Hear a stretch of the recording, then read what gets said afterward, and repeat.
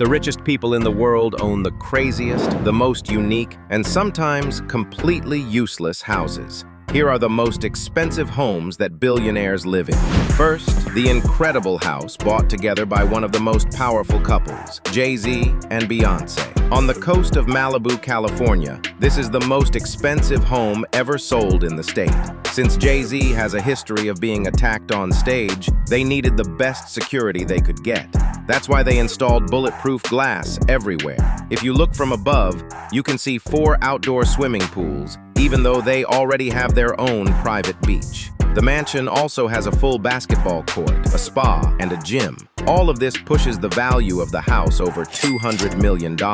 This home is a complete show of power, but luxury is not only for singers. The mansion of one of the richest athletes in the world, Tiger Woods, is also not bad. Tiger Woods spent almost as much as the price of the mansion to make sure he could play golf even at home. In his backyard, there is a golf course with a short game area and a video studio to analyze his swing. There is also an oxygen therapy room, which we don't really know the meaning of, and an outdoor running track, because we all know how much sprinting is done in golf.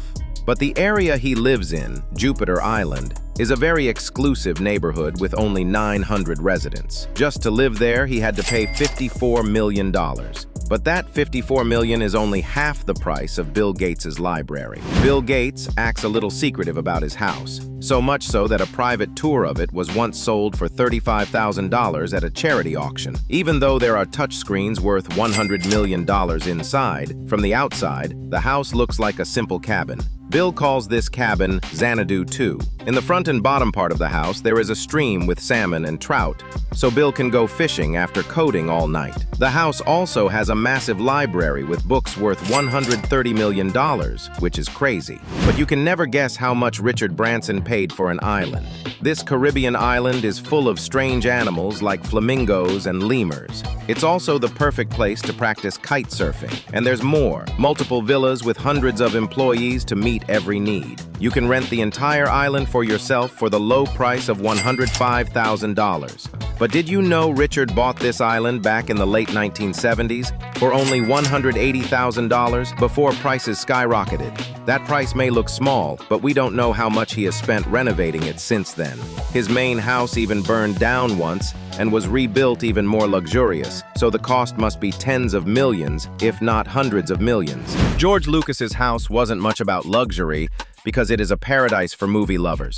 Skywalker Ranch is one of the most beautiful places any billionaire owns. Surrounded by vineyards, mountain ranges, and green hills, this ranch takes you back to the Victorian era. But the main attraction of this ranch is that it houses the entire sound division of Lucasfilm, used for most of the Star Wars and Indiana Jones movies. George realized he couldn't get the right sound in a rented studio and decided to build his own.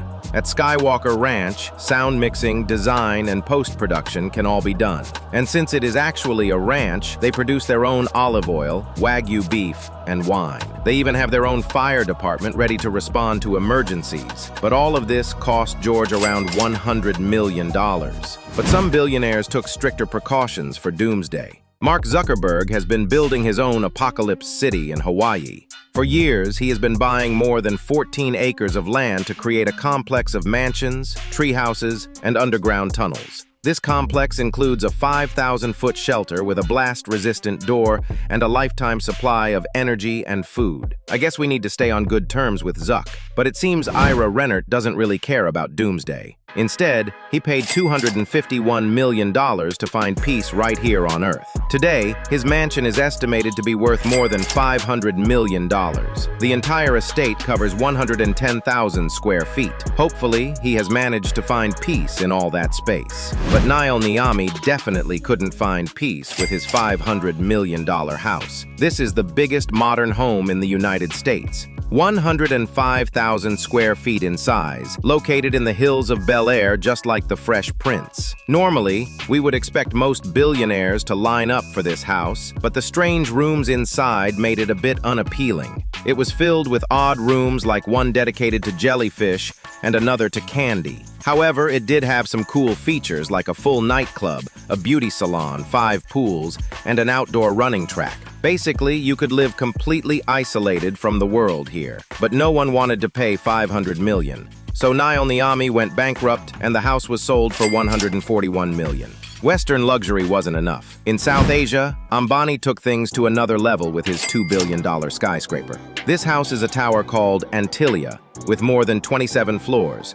and standing 568 feet tall, and the inside is even bigger. The lower levels have space for 168 cars, while the top 4 floors are dedicated entirely to vertical gardens. There's a 50-seat movie theater, an ice room filled with artificial snow, and gold and crystal details everywhere. The house is so massive that it takes 600 servants just to maintain it. Ambani's $2 billion tower may be impressive, but it will never make him royalty. And if you're British and complaining about taxes, you're about to see exactly where that money goes. Inside Buckingham Palace, there are 775 rooms, a private doctor's office, a police station, and a wine cellar with more than 25,000 bottles. There are also secret tunnels leading to a bunker in case the world ever goes mad. The ballroom alone can host over 600 guests, and nearly every American president has visited. Buckingham Palace is valued at over $5 billion, which basically makes almost every senior member of the royal family a billionaire.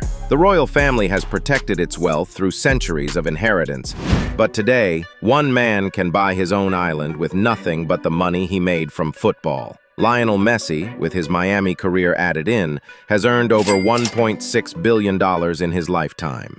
So it's no surprise that he owns the biggest and most extravagant home of any football player. He lives better than anyone else on this list. In fact, just like his logo, he has his own private island. Since it's in the middle of the ocean, it comes with a helipad, a super yacht dock, and a full-sized football pitch. Messi's private island will cost around $100 million, but for now, it's only a concept. Welcome to the very first video on this channel. Thank you so much for being here. It's amazing to start this journey together with you. Subscribe for more.